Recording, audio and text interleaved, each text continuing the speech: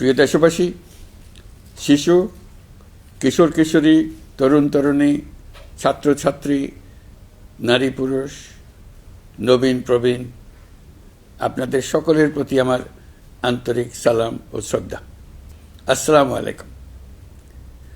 মহান বিজয় দিবস উপলক্ষে দেশে ও বিশ্বজুড়ে বসবাসরত সকল বাংলাদেশিকে জানাই বিজয়ের উষ্ণ শুভেচ্ছা। আজ বাংলাদেশের ইতিহাসের এক অবিস্মরণীয় গৌরবময় দিন। 1971 সালে 9 মাসের রক্তক্ষয়ী মুক্তিযুদ্ধ শেষে এই দিনে আমরা পাই কাঙ্ক্ষিত বিজয়ের স্বাদ। অনেক ত্যাগ তিতিক্ষা আর লাখো শহীদের রক্তের বিনিময়ে পাই একটি স্বাধীন দেশ ও লাল সবুজের পতাকা। গভীর শ্রদ্ধার সঙ্গে স্মরণ করছি মহান মুক্তিযুদ্ধ সহ স্বাধীনতার জন্য যুগ যুগ ধরে লড়াই সংগ্রামে যারা আত্মত্যাগ করেছেন সেই সব বীর যোদ্ধা ও শহীদদের। তাদের এই অবদান আমাদের অন্যায় অত্যাচারের বিরুদ্ধে রুখে দাঁড়ানোর প্রেরণা ও সাহস যোগায়। সকল সংকট সংগ্রামে দেখায় মুক্তির পথ। মুক্তিযুদ্ধে বিজয়ের মধ্য দিয়ে স্বাধীনতার যে নতুন সূর্য উদিত হয়েছিল, বিগত বছরগুলোতে তা স্বৈরাচার ও ফ্যাসিবাদে ম্লান হয়েছে। জুলাই গণঅভ্যুত্থানের মধ্য দিয়ে আমরা আবারও একটি বৈষম্যহীন, দুর্নীতিমুক্ত, স্বাধীন ও সার্বভৌম গণতান্ত্রিক রাষ্ট্র ব্যবস্থা প্রতিষ্ঠার সুযোগ পেয়েছি। অন্তর্বর্তীকালীন সরকার একটি উন্নত ও সুশাসিত বাংলাদেশের শক্তিশালী ভিত গড়ে তুলতে যে বিস্তৃত সংস্কার কর্মসূচি গ্রহণ করেছে, দেশের আপামর জনগণের সম্মিলিত অংশগ্রহণের মধ্য দিয়ে আজ আমরা তার সফল পরিসমাপ্তির পথে এগিয়ে যাচ্ছি। প্রিয় দেশবাসী, আপনাদের সামনে আজ উপস্থিত হয়েছি অত্যন্ত ব্যথিত হৃদয়ে। এই আনন্দের দিনে গভীর বেদনার সঙ্গে জানাচ্ছি জুলাই অভ্যুত্থানের সম্মুখ যোদ্ধা, ইনকিলাব মঞ্চের মুখপাত্র শরীফ ওসমান হাদির উপর সম্প্রতি যে হামলার ঘটনা ঘটেছে তা শুধু একজন ব্যক্তির উপর আঘাত নয়, এটি বাংলাদেশের অস্তিত্বের উপর আঘাত, আমাদের গণতান্ত্রিক পথ চলার উপরে আঘাত। শরীফ ওসমান হাদি বর্তমানে সংকটাপন্ন অবস্থায় চিকিৎসাধীন। তার চিকিৎসা ও নিরাপত্তা নিশ্চিত করতে সরকার প্রয়োজনীয় সব ব্যবস্থা গ্রহণ করেছে। ইতোমধ্যে উন্নত চিকিৎসার জন্য তাকে সিঙ্গাপুরে পাঠানো হয়েছে। আপনারা তার জন্য মহান আল্লাহ তাআলার কাছে অন্তরের অন্তঃস্থল থেকে দোয়া করুন। সরকার এই ঘটনাকে অত্যন্ত গুরুত্বের সঙ্গে দেখছে। ঘটনার সঙ্গে জড়িতদের প্রাথমিকভাবে চিহ্নিত করা গেছে। আমি দেশবাসীকে আশ্বস্ত করতে চাই, যারা এই ষড়যন্ত্রে জড়িত তারা যেখানেই থাকুক না কেন, তাদের কাউকে ছাড় দেওয়া হবে না। আমি পরিষ্কারভাবে বলতে চাই, পরাজিত শক্তি ফ্যাসিস্ট টেররিস্টদের এই অপচেষ্টা সম্পূর্ণভাবে ব্যর্থ করে দেওয়া হবে। ভয় দেখিয়ে, সন্ত্রাস ঘটিয়ে বা রক্ত ঝরিয়ে এ দেশের গণতান্ত্রিক অগ্রযাত্রা কেউ থামাতে পারবে না।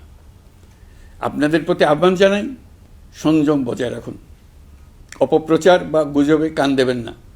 ফ্যাসিস্ট টেররিস্টরা যারা অস্থিরতা সৃষ্টি করতে চায়, আমরা অবশ্যই ঐক্যবদ্ধ হয়ে তাদের মোকাবেলা করব। তাদের ফাঁদে পা দেব না। পরাজিত ফ্যাসিস্ট শক্তি এদেশের পবিত্র মাটিতে আর কোনো দিন ফিরে আসবে না। প্রিয় দেশবাসী, আমাদের তরুণদের রক্ষা করুন, তাহলেই আমরা সবাই এবং আমাদের প্রিয় মাতৃভূমি রক্ষা পাবে। যারা দেশ ছেড়ে পালিয়ে গেছে তারা বুঝে গেছে তরুণ যোদ্ধারা তাদের পুনরুত্থানের পক্ষে ভীষণ রকম বাধা। এই অস্ত্রহীন, ভীতিহীন, ব্যক্তিগত স্বার্থ সম্বন্ধে সম্পূর্ণ উদাসীন দৈনন্দিন এই চেহারার ছেলে মেয়েদের নিয়ে তাদের সাংঘাতিক ভীতি। তাদের লক্ষ্য হলো নির্বাচন আসার আগেই পথের এই বাধাগুলো সরিয়ে ফেলা, নিজেদের রাজত্ব আবার কায়েম করা। তাদের বন্ধুরা যতদিন তাদের সঙ্গে আছে ততদিন তারা এই স্বপ্ন দেখবে। নির্বাচন হয়ে গেলে তাদের বন্ধুরা সমর্থন জোগাতে বেকায়দায় পড়বে। সেজন্যই তো এত তাড়াহুড়া। তারা চায় নির্বাচনের আগেই তাদের ফিরে আসা নিশ্চিত করতে। নানা ভঙ্গিতে এটা তারা করবে। এই চোরাগুপ্তা খুন করার যে উদ্যোগ, তার একটা রূপ। আরও কঠিনতার পরিকল্পনা নিয়ে তাদের প্রস্তুতি আছে। দেশের সবাইকে জোর গলায় বলতে হবে, আমরা তরুণদের রক্ষা করব। এখানে পুরনো আমলের দাসত্ব মেনে যারা আছে তাদেরকে দাসত্ব থেকে বের হয়ে আসতে হবে। উৎসবমুখর, শান্তিপূর্ণ নির্বাচন করে আমরা সবাই মিলে দেশের উপর আমাদের পরিপূর্ণ দখল প্রতিষ্ঠিত করব। নির্বাচন অবধি আর বাকি মাত্র 2 মাস। আমরা তাদের উপর নজর রাখব এবং বাকি দিনের প্রতিটি দিন উৎসবমুখর করে রাখব। যেহেতু আমাদের কিশোর কিশোরী তরুণ তরুণীদের মনে কোনো ভয় ডর নেই, তাই তারা নির্বাচনের আগের 2 মাসের প্রতিটি মুহূর্তকে উৎসবমুখর করে রাখবে। সব রকমের হিংসা কোন্দল থেকে দেশকে বাঁচিয়ে রাখবে। প্রিয় দেশবাসী, আপনারা জানেন জাতীয় নেত্রী, দেশের 3 বারের সাবেক প্রধানমন্ত্রী, গণতান্ত্রিক রাজনীতির অন্যতম শীর্ষ ব্যক্তিত্ব এবং বিএনপি চেয়ারপারসন বেগম খালেদা জিয়া বর্তমানে অসুস্থ অবস্থায় হাসপাতালে আছেন। এই বিষয়টি আমাদের সকলের জন্যই উদ্বেগের বিষয়। অন্তর্বর্তীকালীন সরকার বেগম খালেদা জিয়ার অসুস্থতার বিষয়টি শুরু থেকেই সর্বোচ্চ গুরুত্ব দিয়ে আসছে। বেগম খালেদা জিয়া বাংলাদেশের ইতিহাসের একটি গুরুত্বপূর্ণ অধ্যায়ের অবিচ্ছেদ্য অংশ। বাংলাদেশের স্বাধীনতা, সার্বভৌমত্ব ও গণতন্ত্রের প্রতি তাঁর অবিচল অঙ্গীকার, দেশের উন্নয়নে তাঁর অবদান এবং তার প্রতি জনগণের শ্রদ্ধাময় আবেগ বিবেচনা নিয়ে সরকার ইতিমধ্যেই তাকে রাষ্ট্রের অতি গুরুত্বপূর্ণ ব্যক্তি হিসেবে ঘোষণা দিয়েছে। সরকারের পক্ষ থেকে তাঁর চিকিৎসা নিশ্চিত করতে পরিবারের ইচ্ছাকে সম্মান দেখিয়ে প্রয়োজনীয় সব ধরনের সহযোগিতা দেওয়া হচ্ছে। দেশে চিকিৎসার পাশাপাশি প্রয়োজনীয় বিদেশে উন্নত চিকিৎসার ব্যবস্থা সহ সব বিষয় বিবেচনায় রয়েছে। প্রিয় দেশবাসী, দায়িত্ব গ্রহণের পর অন্তর্বর্তীকালীন সরকার 3টি বিষয়কে সর্বাধিক গুরুত্ব দিয়েছে: জুলাই আগস্ট হত্যাকাণ্ডের বিচার, একটি জবাবদিহিমূলক ও কার্যকর গণতান্ত্রিক ব্যবস্থায় উত্তরণের জন্য রাষ্ট্র কাঠামোর প্রয়োজনীয় মৌলিক সংস্কার এবং একটি সুষ্ঠু নির্বাচন। জুলাই গণঅভ্যুত্থানকালে তৎকালীন ফ্যাসিস্ট সরকারের নির্দেশে সংগঠিত হত্যাকাণ্ডের বিচার কাজ যথাযথ আইনি প্রক্রিয়ায় এগিয়ে চলছে। ইতিমধ্যে ট্রাইব্যুনাল কর্তৃক একটা মামলার রায় ঘোষিত হয়েছে। আন্তর্জাতিক অপরাধ ট্রাইব্যুনাল স্বাধীন ও স্বচ্ছ প্রমাণভিত্তিক বিচার প্রক্রিয়ার মাধ্যমে দেশের ছাত্র, শ্রমিক ও সাধারণ জনগণের উপর নির্বিচার হত্যাকাণ্ডের প্রধান নির্দেশদাতা হিসেবে পতিত ফ্যাসিস্ট সরকারের প্রধান শেখ হাসিনাকে মৃত্যুদণ্ড প্রদান করেছে। যথাযথ আইনি প্রক্রিয়া অংশ হিসেবে অভ্যুত্থানের পর পলাতক শেখ হাসিনা এবং এই মামলার সাজাপ্রাপ্ত অপর আসামি সাবেক স্বরাষ্ট্রমন্ত্রী আসাদুজ্জামান খানকে দেশে ফেরানোর জন্য সরকার আনুষ্ঠানিকভাবে ভারত সরকারকে অনুরোধ জানিয়েছে। প্রিয় দেশবাসী, ইতিমধ্যে বেশ কিছু প্রাতিষ্ঠানিক ও কাঠামোগত সংস্কার সম্পন্ন করা হয়েছে। কয়েক ডজন পুরনো আইন সংশোধন করা হয়েছে এবং বেশ কয়েকটি নতুন আইন প্রণয়ন করা হয়েছে। সংস্কারের সবচেয়ে বড় পদক্ষেপ হচ্ছে জুলাই জাতীয় সনদ। মৌলিক সাংবিধানিক সংস্কার নিশ্চিত করার জন্য এটি আদেশ আকারে জারি করা হয়েছে। জুলাই জাতীয় সনদ বাস্তবায়নে এখন নাগরিকদের অনুমোদন নেওয়ার পালা। তাই আগামী নির্বাচনে আপনাদের সিদ্ধান্ত অপরিসীম গুরুত্বপূর্ণ। গণতান্ত্রিক ভবিষ্যতের পথরেখা এখান থেকেই সূচিত হবে। আগামী সংসদ নির্বাচনের সময় একই সঙ্গে জুলাই জাতীয় সনদের উপর গণভোট অনুষ্ঠিত হবে। এই গণভোটে আপনারা হ্যাঁ না ভোটের মাধ্যমে সংস্কারের পক্ষে বা বিপক্ষে মতামত দিন। নির্বাচন কমিশন ইতিমধ্যে নির্বাচনের তফসিল ঘোষণা করেছে। আগামী 12ই ফেব্রুয়ারি সাধারণ নির্বাচন ও গণভোট অনুষ্ঠিত হবে। এই লক্ষ্যে যাবতীয় প্রস্তুতি চূড়ান্ত করা হয়েছে। সরকার নির্বাচন কমিশনকে সর্বাত্মক সহযোগিতা দিয়ে যাচ্ছে। প্রিয় দেশবাসী, এবারের নির্বাচন ও গণভোট বাংলাদেশের ভবিষ্যৎ পথরেখা নির্ধারণের এক ঐতিহাসিক মুহূর্ত। আমরা কোন ধরনের রাষ্ট্র প্রত্যাশা করি তা নির্ভর করবে গণভোটের ফলাফলের উপরে।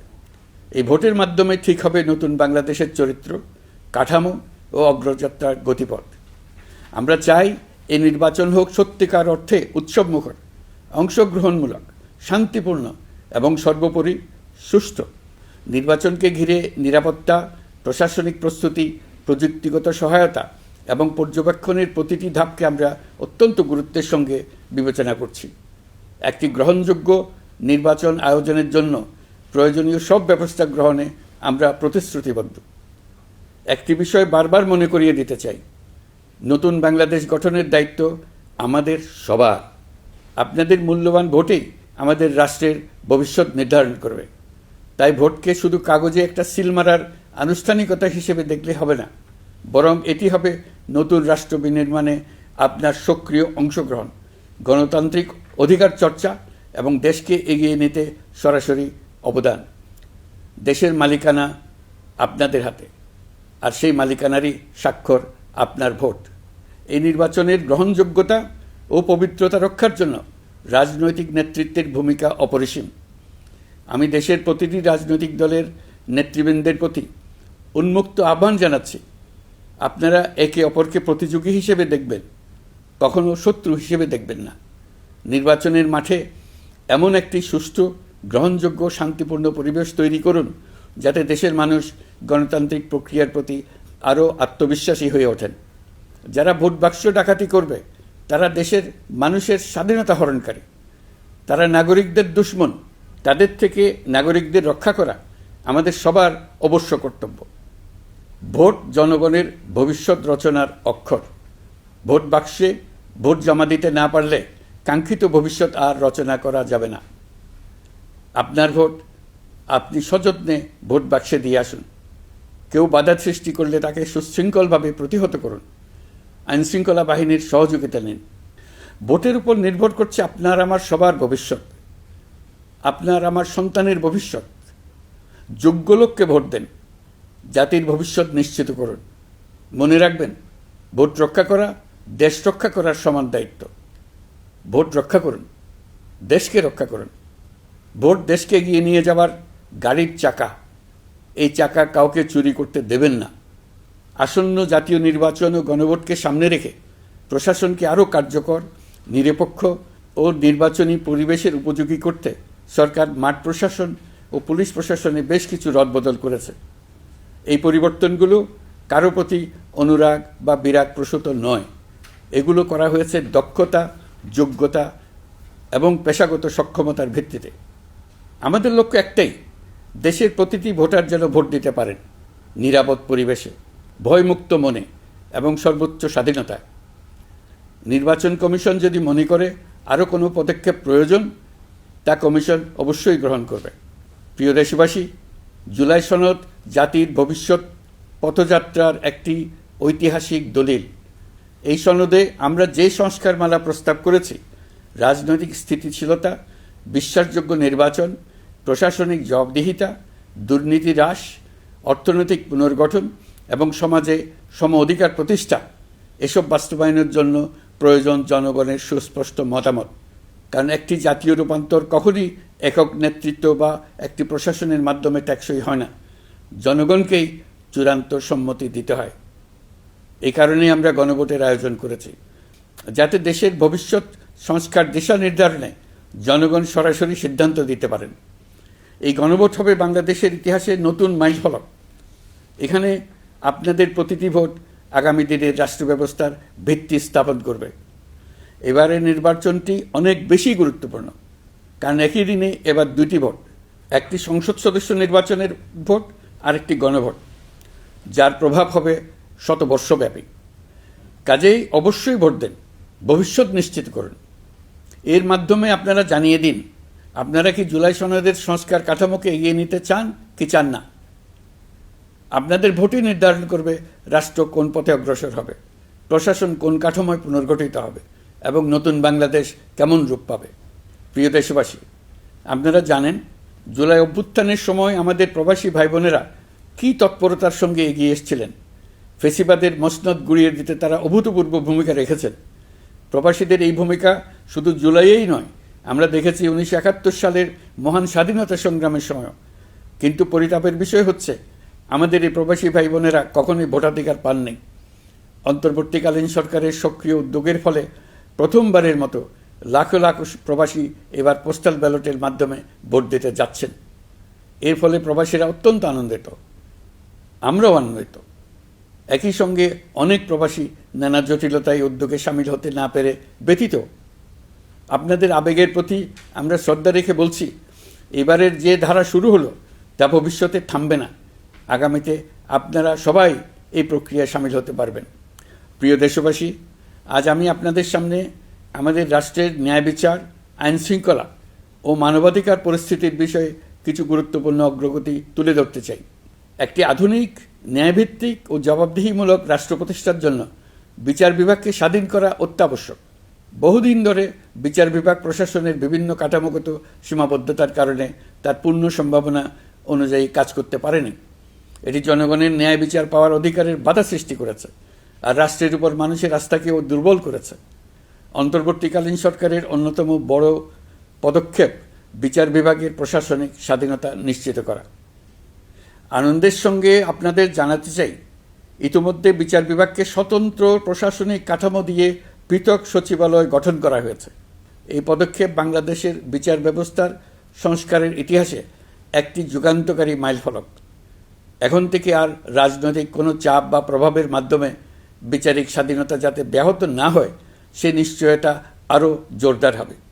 প্রিয় দেশবাসী, আমাদের দেশের পুলিশ প্রশাসন দীর্ঘদিন ধরে নানা সমস্যার মুখোমুখি। ফ্যাসিস্ট আমলের দুর্নীতি, ক্ষমতার অপব্যবহার ও স্বার্থান্বেষী নিয়োগের কারণে সাধারণ মানুষ পুলিশের প্রতি আস্থা হারিয়েছে।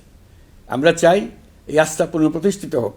সেই লক্ষ্যে গৃহীত হয়েছে পুলিশ কমিশন অধ্যাদেশ 2025।